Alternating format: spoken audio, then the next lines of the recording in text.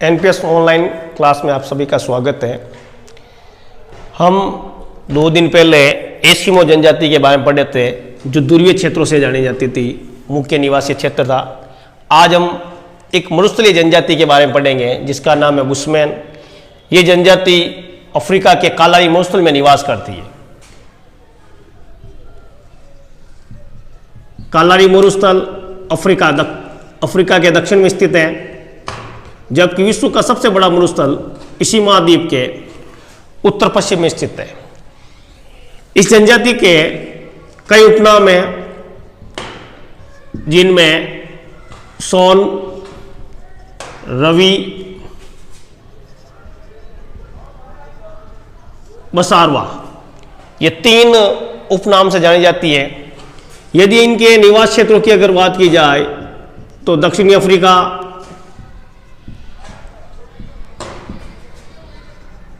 Angola, Namibia तथा Botswana, इनका जो व्यवसाय है, जैसे हमने एस्किमो का व्यवसाय पढ़ा था आखेट, या आखेट के साथ साथ भोजन संग्रहण का भी कार्य करते हैं। इनमें भोजन संग्रहण करने का कार्य मुख्य रूप से महिलाएं वो बच्चे करते हैं। आखेट का काम पुरुषों द्वारा किया जाता है। आखेट में छोटे जंतु से लेकर बड़े जंतु, विशालाय, हाथी, लोमड़ी, खरगोश, ये सभी का शिकार करते हैं, जिनमें विशेष रूप से इनका मुख्य हथियार तीर कमान होता है। यदि इनकी शारीरिक बनावट की बात की जाए तो इनका शारीरिक बनावट में निग्रोटो वंशज के उच्च तापमान होने के कारण इनका रंग अश्वेत होता है। आंखें छोटी होती है, होठ कम लटके हुए होते हैं, लेकिन नितंब, इनके नितंब अर्थात जांघें होती है वो मजबूत होती है। एक क्षेत्र का नाम है बेचुआनलैंड।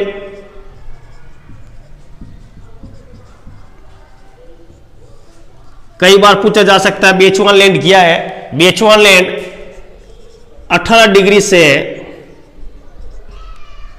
24 डिग्री दक्षिणी अक्षांश के मध्य भाग को बेचुआनलैंड कहते हैं। इसी बेचुआनलैंड के अंदर ये चारों देश आते हैं।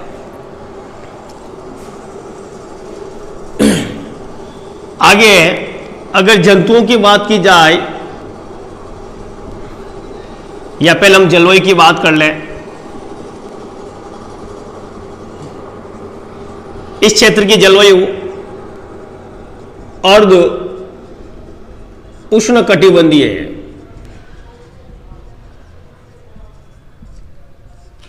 यहां वर्ष भर तापमान उच्च रहता है। इन कारणों से इनका रंग अश्वेत होता है।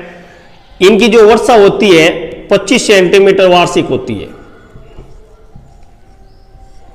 तो इसका मतलब होता है या गर्मियां लंबी होती है, सर्दियां छोटी होती है। और ये लोग उन क्षेत्रों को ज्यादा चयनित करते हैं जहां वर्षा का पानी अधिक रुकता है।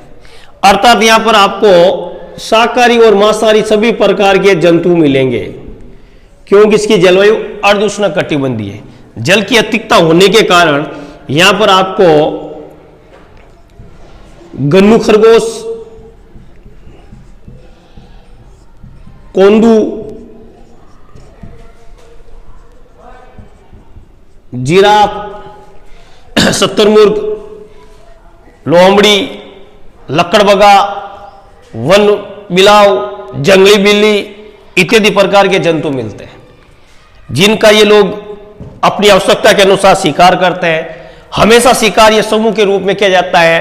पहली इनकी पेरेटी बड़े जंतु के रूप में होती है। कई बार ये लोग बड़े जंतुओं में हाथी का भी शिकार कर लेते हैं, जिराफ का भी शिकार कर लेते हैं। इनका एक त्यामा, ये एक शब्द है हो सकता है कभी पूछा जाए त्यामा क्या है।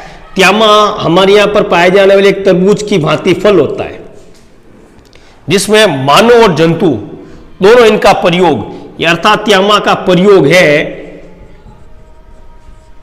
वो मानव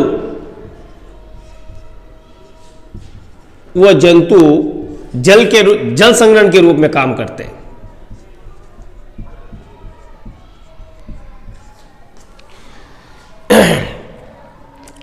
ये लोग बहुत ज्यादा मेहनती होते हैं। शिकार को पकड़ने के लिए कई बार एक शिकार को पकड़ने के लिए 20-20 किलोमीटर उनके पीछे भाग जाते हैं। इनके अलावा इनकी सबसे बड़ी विशेषता है कि ये जंतुओं की बोली निकालने में निपुण होते हैं। जंतुओं की बोली निकालने में या बोलने में निपुण होते हैं। इनका शिकार करने के भी तरीके अलग अलग होते हैं। शिकार करने का तरीका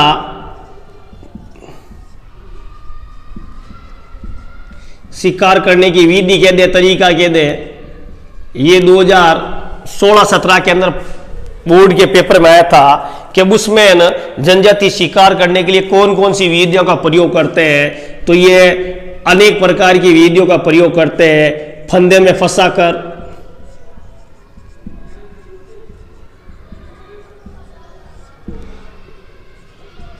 दलदल में धंसाकर, गड्ढे में गिराकर,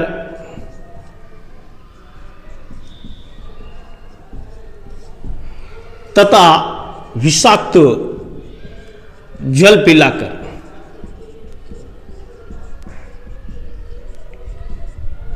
ये इनके शिकार करने के अलग अलग तरीके होते हैं। लेकिन जब भी बड़ा कोई जंतु होता है तो ये लोग क्या करते हैं, जैसे मान लीजिए कोई हाथी है, तो ये अपना एक समूह बनाते हैं और समूह को अलग अलग दिशाओं में भेजते हैं। फिर बाद ये उस हाथी की बोली निकालते हैं। जिसे हाथी जिस ओर से बोली आती है उसी ओर भागता है और हाथी को हमेशा गड्ढे में गिराकर उसका शिकार करते हैं। शिकार करने में ये तीर कमान, भाला, बर्छा,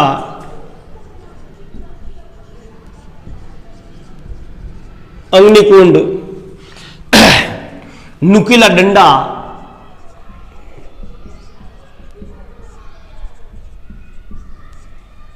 इस नुकीले डंडे का प्रयोग ज्यादातर ये लोग अधिकांश रूप से खरगोश को मारने में प्रयुक्त करते हैं। जिराफ, शुतुरमुर्ग आदि को मारने के लिए तीर कमान का, जबकि हाथी को मारने के लिए विशेष रूप से भाले का प्रयोग किया जाता है। इनकी भूख इतनी तेज होती है कि एक बुशमैन व्यक्ति आधी भेड़ को खा जाता है। इनका प्रिय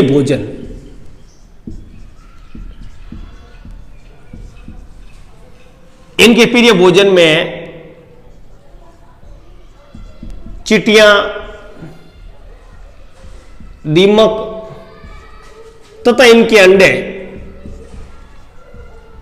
बड़े चाव से खाते हैं। सबसे बड़ी बात यह है, ये भोजन की कंडीशन को नहीं देखते कि भोजन बासी है, ठंडा है, कितने दिन पुराना है, ये कभी नहीं देखते हैं। सीधा उस भोजन को खाने का प्रयोग करते हैं। और ये भोजन के अंदर जंतुओं के प्रत्येक अंग का प्रयोग करते हैं। इसका मतलब है ये लोग भोजन कभी भी संग्रहण नहीं करते, जैसे हम करते हैं ना, सप्ताह भर का एक साथ लेके आ जाते हैं। ये लोग हमेशा शिकार करते हैं, हमेशा भोजन करते हैं। भोजन संग्रहण करने का इनके बीच में कोई तरीका नहीं है। अब भोजन संग्रहण में ये कई बार जड़े, बेर इत्यादि, केले, फल इत्यादि इनका प्रयोग करते हैं। अब इनके अगर वस्त्रों की अगर बात की जाए तो ये वस्त्र बहुत ही कम पहनते हैं। पुरुष पेड़ पौधों की छाल की एक लंगोटी बनाते हैं जो आगे से नुकीली होती है, ऊपर का बदन बिल्कुल नग्न होता है, अर्थात नीचे का बदन ढका रहता है। महिलाएं पेड़ पौधों की छाल से एप्रेन बनाती है। एप्रेन महिलाओं का एक वस्त्र होता है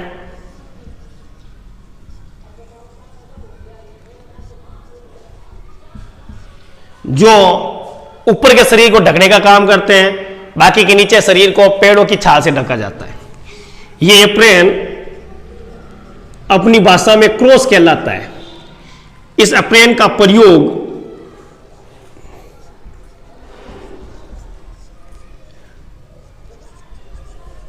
बिस्तर व वस्त्र दोनों का काम करता है। वस्त्र इनका तन ढकने के लिए, बिस्तर का प्रयोग किया जाता है जो नवजात बच्चे होते हैं या संगृत भोजन, जब जंगलों में जाते हैं संगृत भोजन को रखने के लिए इसका प्रयोग किया जाता है। हमेशा ये लोग क्या करते हैं, पुरुष शिकार पे चले जाते हैं, महिलाएं भोजन संग्रहण करने चली जाती, इसलिए बच्चों को अपने साथ लेके जाते हैं और बच्चों को हमेशा जो क्रॉस होता है, पीछे वाला भाग होता है, उसमें रखा जाता है, क्योंकि ये जंगलों में रहते हैं और ये हमेशा पलायन करते रहते हैं। इनका निवास स्थान स्थायी नहीं है, इसलिए हमेशा अपने पास कम सामान इनकी बड़ी विशेषता होती है। आवास की अगर बात की जाए तो यह आवास कच्ची झोपड़ी या घास फूस की झोपड़ियों का प्रयोग करते हैं, अर्थात ये गर्मियों के दिनों में झोपड़ियों में रहते हैं। इनकी झोपड़ियों में 8 से 10 समूह को, 8 से 10 कच्ची झोपड़ियों के समूह को व्रेप कहा जाता है। व्रेप 8 से 10 झोपड़ियों के बुशमैन के समूह को व्रेप कहा जाता है। बाकी के समय ये लोग गुफाओं में निवास करते हैं सर्दियों के दिनों में, और हमेशा गुफा के बाहर ये आग जलाकर बैठते हैं ताकि जंगली जानवरों से इनकी सुरक्षा हो जाए। खाली समय के अंदर ये बुशमैन गुफाओं में किसी न किसी प्रकार की पत्थरों से पेंटिंग करते हैं, जो आज भी इनकी पेंटिंग मशहूर है। विशेष रूप से इन पेंटिंग में, इन गुफाओं में जो पेंटिंग की जाती है, चित्रण किया जाता है, वो विशेष रूप से शिकार करते हुए बताया जाता है। इनके आभूषण औरतों में होते हैं। आभूषणों में शुतुरमुर्ग का अंडा होता है। शुतुरमुर्ग का अंडा इनके आभूषण में प्रयुक्त होता है। इनके अलावा ये बर्तन के रूप में भी प्रयोग करते हैं। इनके पास 2 बर्तन होते हैं, एक तो शुतुरमुर्ग का अंडा होता है जिसमें ये जल रखते हैं, और एक जो हिरण होते हैं उनकी थैली का प्रयोग किया जाता है जिनमें ये दूध है, अन्य वस्तुओं को रखा जाता है। यदि हम इनके समाज की अगर बात की जाए,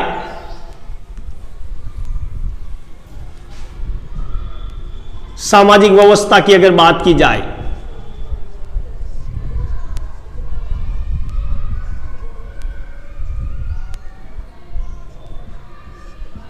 तो ये भी पितृवंशी होते हैं।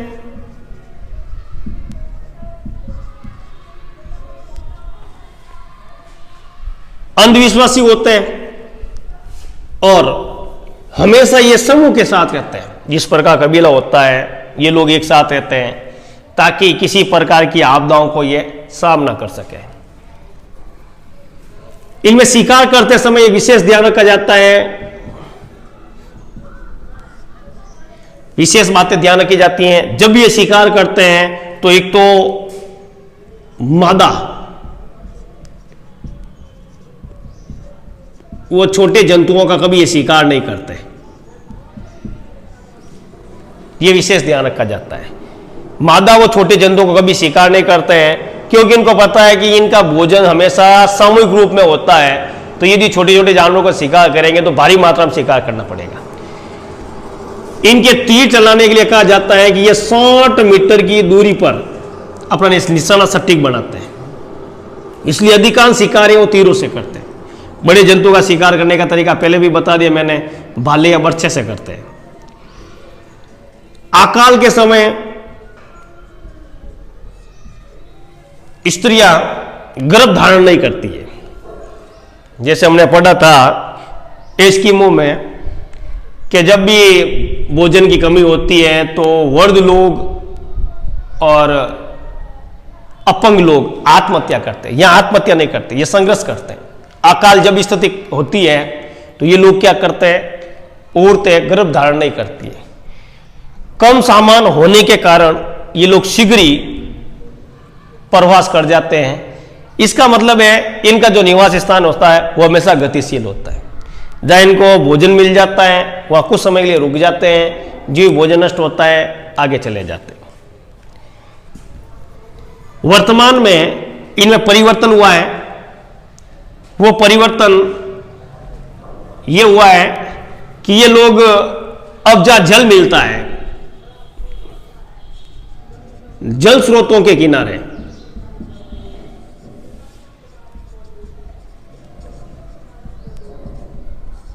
जल स्रोतों के किनारे ये लोग कृषि कार्य करते। अब जल स्रोतों में हम ये कहते हैं नदियां हैं,